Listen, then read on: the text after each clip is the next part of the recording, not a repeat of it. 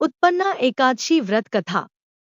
धर्मराज युधिष्ठिर कहने लगे कि हे भगवान, मैंने कार्तिक शुक्ल एकादशी अर्थात प्रबोधिनी एकादशी का सविस्तार वर्णन सुना। अब आप कृपा करके मुझे मार्गशीर्ष माह के कृष्ण पक्ष की एकादशी के विषय में भी बतलाइए।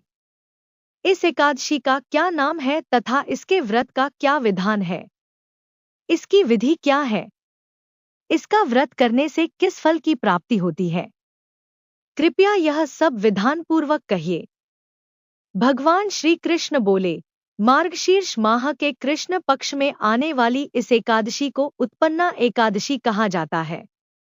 यह व्रत शंखोद्धार तीर्थ में स्नान करके भगवान के दर्शन करने से जो फल प्राप्त होता है, उसके बराबर पुण्य मिलता है। व्रत करने वाले भक्त को चोर, पाखंडी, परस्त्रीगामी, निंदक, मिथ्याभाषी तथा किसी भी प्रकार के पापी से बात नहीं करनी चाहिए। इसका माहात्म्य मैं तुमसे कहता हूँ, ध्यानपूर्वक सुनो। उत्पन्ना एकादशी व्रत कथा। युधिष्ठिर कहने लगे कि हे भगवन, आपने हजारों यज्ञ और लाख गोदान को भी एकादशी व्रत के बराबर नहीं बताया, सो यह तिथि सब तिथियों से उत्तम कैसे हुई, बताइए। भगवान कहने लगे, हे युधिष्ठिर, सतयुग में मुर नाम का दैत्य उत्पन्न हुआ। वह बड़ा बलवान और भयानक था। उस प्रचंड दैत्य ने इंद्र, आदित्य, वसु, वायु, अग्नि आदि सभी देवताओं को पराजित करके भगा दिया। तब इंद्र सहित सभी देवताओं ने भयभीत होकर भगवान शिव से सारा वृत्तांत कहा और बोले, हे कैलाशपति, मुर दैत्य से भयभीत होकर सब देवता मृत्यु लोक में फिर रहे हैं।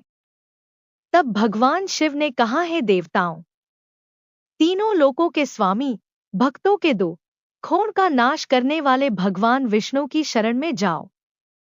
वे ही तुम्हारे दो खोण को दूर कर सकते हैं। शिवजी के ऐसे वचन सुनकर सभी देवता क्षीर सागर में पहुंचे। वहां भगवान को शयन करते देख हाथ जोड़कर उनकी स्तुति करने लगे कि हे देवताओं द्वारा स्तुति करने योग्य प्रभो, आपको बारंबार नमस्कार है। देवताओं की रक्षा करने वाले मधुसूदन, आपको नमस्कार है। आप हमारी रक्षा करें। दैत्यों से भयभीत होकर हम सब आपकी शरण में आए हैं। आप इस संसार के कर्ता, माता पिता, उत्पत्ति और पालन करता और संहार करने वाले हैं। सबको शांति प्रदान करने वाले हैं। आकाश और पाताल भी आप ही हैं। सबके पितामह ब्रह्मा, सूर्य, चंद्र, अग्नि, सामग्री, होम, आहुति, मंत्र, तंत्र, जप, यजमान, यज्ञ, कर्म, कर्ता, भोक्ता भी आप ही है। आप सर्वव्यापक हैं। आपके सिवा तीनों लोकों में चर तथा अचर कुछ भी नहीं है। हे भगवन, दैत्यों ने हमको जीतकर स्वर्ग से भ्रष्ट कर दिया है और हम सब देवता इधर उधर भागे भागे फिर रहे हैं। आप उन दैत्यों से हम सबकी रक्षा करें। इंद्र के ऐसे वचन सुनकर भगवान विष्णु कहने लगे कि हे इंद्र, ऐसा मायावी दैत्य कौन है जिसने सब देवताओं को जीत लिया है? उसका नाम क्या है? उसमें कितना बल है और किसके आश्रय में है तथा उसका स्थान कहाँ है? यह सब मुझसे कहो। भगवान के ऐसे वचन सुनकर इंद्र बोले, भगवन, प्राचीन समय में एक नाड़ीजंघ नामक राक्षस था। उसके महापराक्रमी और लोकविख्यात मुर नाम का एक पुत्र हुआ। उसकी चंद्रावती नाम की नगरी है। उसी ने सब देवताओं को स्वर्ग से निकालकर वहां अपना अधिकार जमा लिया है। उसने इंद्र, अग्नि, वरुण, यम, वायु, ईश, चंद्रमा, नैऋत आदि सबके स्थान पर अधिकार कर लिया है। सूर्य बनकर स्वयं ही प्रकाश करता है, स्वयं ही मेघ बन बैठा है और सबसे अजय है। हे असुर निकंदन, उस दुष्ट को मारकर देवताओं को अजय बनाइए। यह वचन सुनकर भगवान ने कहा, हे देवताओं, मैं शीघ्र ही उसका संहार करूंगा।